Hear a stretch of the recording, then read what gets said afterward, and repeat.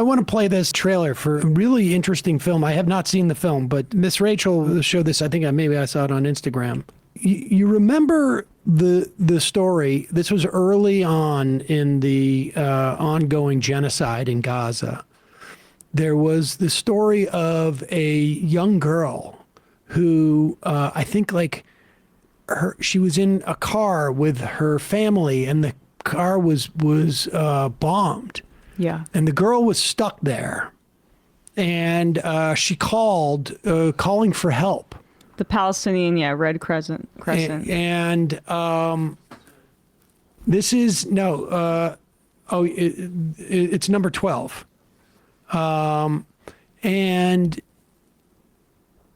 they have made a movie using the actual audio from the calls and integrated it into a sort of docudrama, a recreation in some respects of the conversations. It is called The Voice of Hind Rajab. Yeah. And I just want to say to give a second on what the killing was. She was on the line basically with the dispatcher for 3 hours. She was a little girl saying, "I'm scared, please come take me, please will you come?"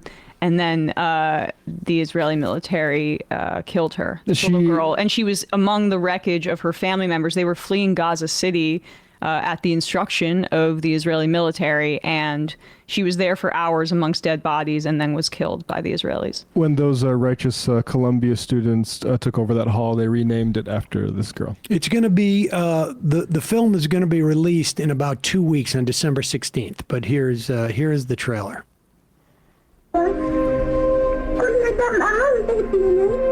Please don't leave me. I'm going to read it. I'm all alone. Mahdi, I need an ambulance. We need to guarantee a safe route. She doesn't have time. The tanks are here. They're shooting at me. See all the people? We've lost them all. Without coordination, those 8 minutes can cost them their lives. Please come. They are shooting at a car with a little girl inside. Can you imagine that? So do something. Save me. Are you in preschool? I'm in the butterfly class.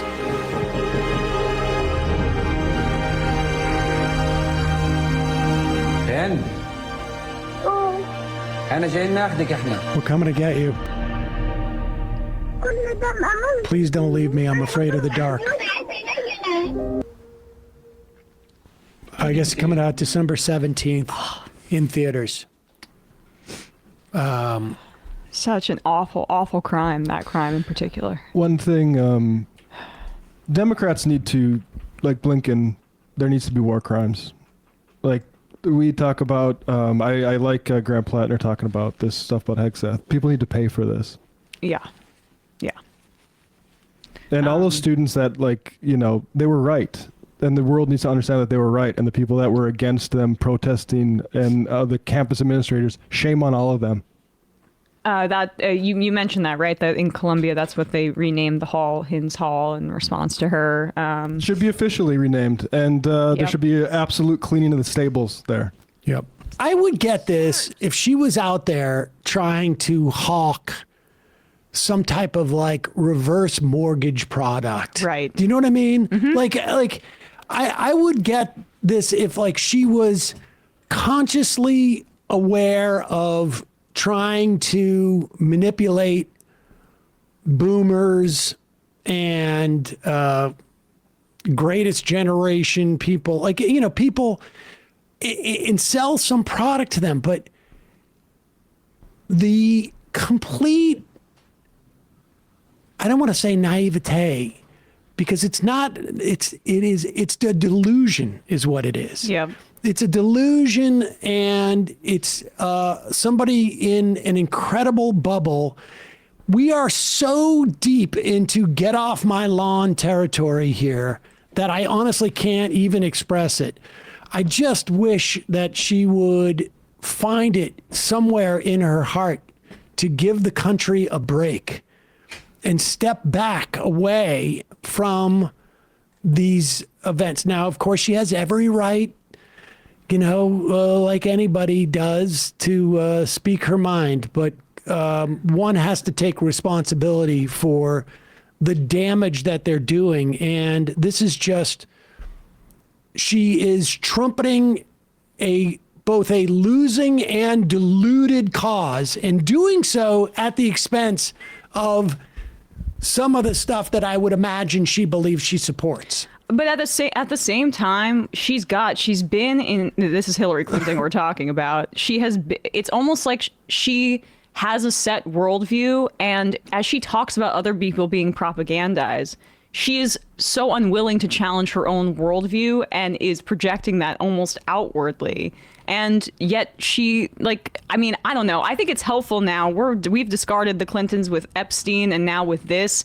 These are the kinds of politics we need to leave behind. This is her speaking at Miriam Adelson's conference, by the way. One of the largest donors donors to Donald Trump. So yeah, sticking together here. Like donated almost I don't know, 100 million over 100 million, probably this time. This time. At least 10%, maybe closer to 20%, maybe 40% of what he ran on. Didn't she basically pay for him to move the Capitol? Oh, that was the first time around. First time yes. too, yeah. Students, smart, well-educated young people from our own country, from around the world, where were they getting their information? They were getting their information from social media, particularly TikTok. That is where they were learning about what happened on October 7th, what happened in the days, weeks, and months to follow. That's a serious problem. It's a serious problem for democracy, whether it's Israel or the United States, and it's a serious problem for our young people. And it was frankly shocking to me how little the students we were encountering, not only in this class we teach, which is a very large class, international relations, about crisis decision making, but students more generally. And that's why I mentioned the social media piece of it, because when you would try to talk to them to engage in some kind of reasonable discussion, it was very difficult because they did not know history, they had very little context, and what they were being told on social media was not just one-sided, it was pure propaganda. And so when you think about how to tell Israel's story, and it's important, it's not just looking internally, it's looking externally, and particularly looking at young people, because, it's not just the usual suspects. It is a lot of young Jewish Americans who don't know the history and don't understand. Okay. First off, I don't know what the F she means by the usual suspects. Oh, is there more? There's more. All right. This is so offensive. And it is so indicative of somebody who is so incredibly out of touch and so set in her ways, so convinced. Was it Bill Clinton that went and called it Judea and Samaria? Yep.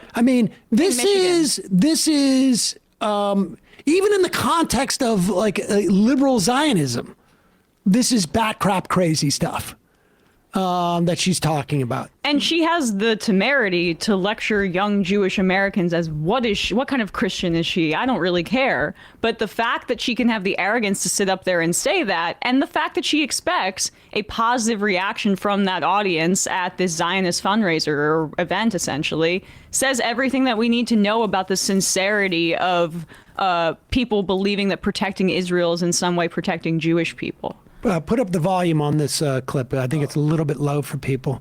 Who don't know the history and don't understand. Eric, I was talking to Condi Rice, and she said in an interview that I did after the 20-point plan came out, she and I were on CBS, and she said, when people were chanting from the river to the sea, she would ask the students what river, what sea, they didn't know. I had the same experience. A lot of the challenge is with younger people. More than 50% of young people in America get their news from social media. So just pause on that for a second. They are seeing short form videos, some of them totally made up, some of them not at all representing what they claim to be showing, and that's where they get their information. Yeah. It's the Jordan to the Mediterranean. It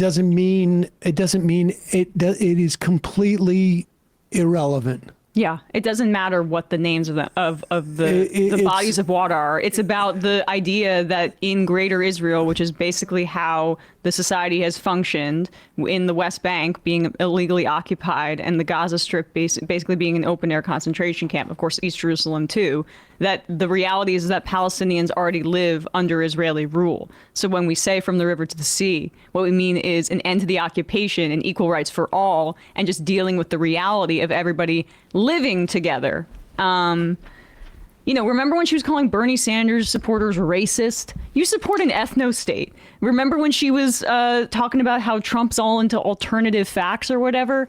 These are alternative facts. When she talks about this being driven by young people, this is just factually incorrect. And this is almost a year old, this poll, but still quite relevant.